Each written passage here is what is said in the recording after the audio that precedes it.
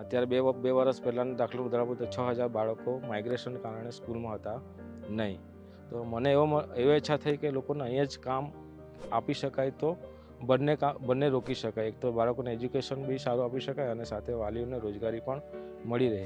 પહેલાં તો અમે બહાર ગામ જતા હતા એટલે છોકરાઓનું ભણવાનું બી આમ તેમ જ હતું.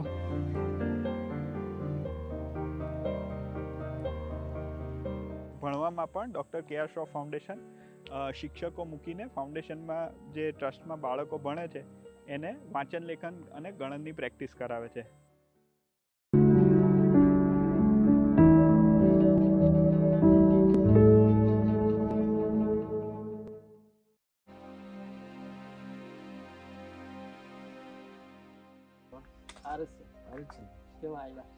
તમારી ગાયની મુલાકાત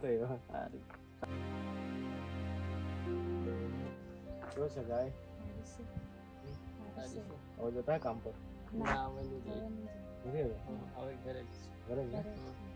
અત્યાર સુધી ક્યાં જતા હતા? કામ પર. ડાંગ જિલ્લામાં સુબીર તાલુકામાં જોઈએ તો 62% લોકો માઇગ્રેશન કરે છે, જેને લીધે ઘણા બધા છોકરાઓને ભણવાનું છૂટી જાય છે. અત્યારે બે વર્ષ પહેલાંનો દાખલો ઉદાહરણ તો 6000 બાળકો માઇગ્રેશન કારણે સ્કૂલમાં હતા નહીં. તો મૂળ તો એ લોકોને જોવા જઈએ તો રોજગારી છે, કેમ કે ચોમાસા પૂરતી ખેતી થાય છે. ચોમાસા પૂરતી ખેતી થાય, બાકીના સમય માટે ના છૂટકે લોકોને કામ કરવા માટે જવું પડે છે અને મોટા ભાગના લોકો શેરડી કટિંગ માટે કામ પર જતા હતા. તો મને એવી ઈચ્છા થઈ કે લોકોને અહીંયા જ કામ આપી શકાય તો બંને રોકી શકાય. એક તો બાળકોને એજ્યુકેશન બી સારું આપી શકાય અને સાથે વાલીઓને રોજગારી પણ મળી રહે. એવા ઘણા બધા પ્રયત્નો કર્યા, કંપનીમાં માણસોને મોકલેલા, પછી બીજા નાના ગૃહોદ્યોગ ચાલુ કર્યા, પણ એટલો ટકાઉ રહ્યા નહીં. પણ એક એવો વિચાર આવ્યો, ગાય સાથે પહેલેથી જોવા એ લોકોને ખૂબ લગાવ છે અને ગાય સાથે કામ કરવામાં મજા આવે છે. તો એવો ઉપાય કરી જો કે એક ગાય આપીને એ લોકોને રોજગારી આપી શકાય. તો ધીરે ધીરે આ એક મંડળી બનાવી, મંડળીમાંથી ગાય આપતા થયા અને અત્યારે લગભગ અમે 82 ગાય આપી શક્યા છે. તેમાંનું આજે એક ઉદાહરણ છે, મારી સાથે મોહનભાઈ છે અને એમના વાઈફ.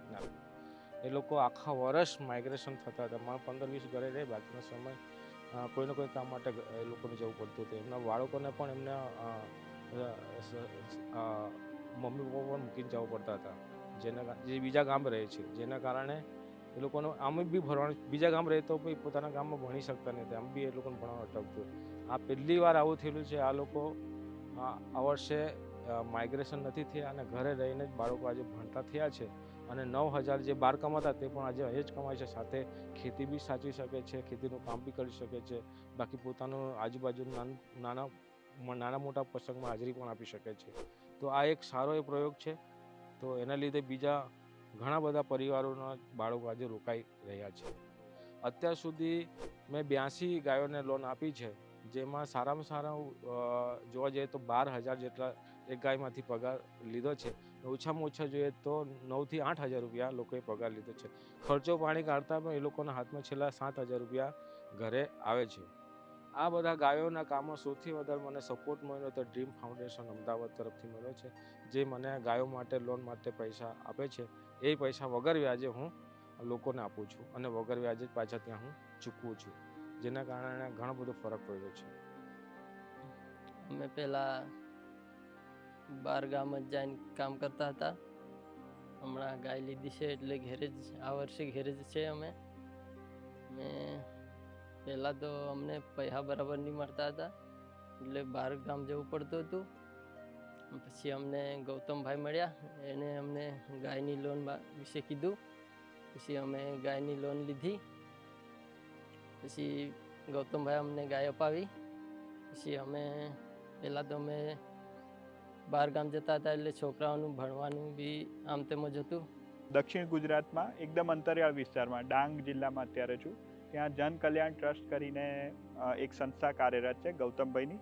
તેની સાથે અમે કાર્ય કરીએ છીએ.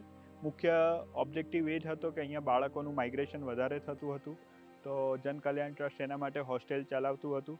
તો આ જ બાળકોનો જે પણ બોર્ડિંગ લોજિંગનો તમામ જે સપોર્ટ છે તે ડૉક્ટર કે.આર. શ્રોફ ફાઉન્ડેશન આપે છે અને સાથે સાથે ભણવામાં પણ ડૉક્ટર કે.આર. શ્રોફ ફાઉન્ડેશન શિક્ષકો મૂકીને ફાઉન્ડેશનમાં જે ટ્રસ્ટમાં બાળકો ભણે છે એને વાંચન લેખન અને ગણનની પ્રેક્ટિસ કરાવે છે. આનો ફાયદો એ થયો કે છેલ્લા 1 વર્ષમાં જેટલા પણ બાળકો ભણતા હતા, 60 બાળકો હતા, તે બાળકોમાંથી લગભગ 90% બાળકો વાંચતા લખતા થઈ ગયા. પછી અમે ગાય લીધી એટલે છોકરાઓ સાથે અમે ઘેરે જ રહેતા છે. હવે ઘેરે જ રહેતા છે ને અમારી ખેતીવાડી સચવાઈ રહી છે. હવે બહાર ગામ જતા હતા એટલે કડિયા કામ કરતા હતા. હમણાં ઘેરે જ છે, ઘેરનું જ કામ કરીએ. અમારે દૂધથી મહિનામાં 9,000 જેટલા આવી જાય. પહેલાં બહાર ગામ જવું હોય ત્યારે આના મમ્મી પપ્પાના ઘેરે મૂકી જતા હતા. પહેલાં તો બાળકોથી અલગ રહેવું પડતું હતું, ઈચ્છા હોય કે ના હોય. પણ હમણાં ગાય લીધી છે એટલે બાળકો જોડે રહે છે. બાળકો બી નિશાળે જાય છે હવે.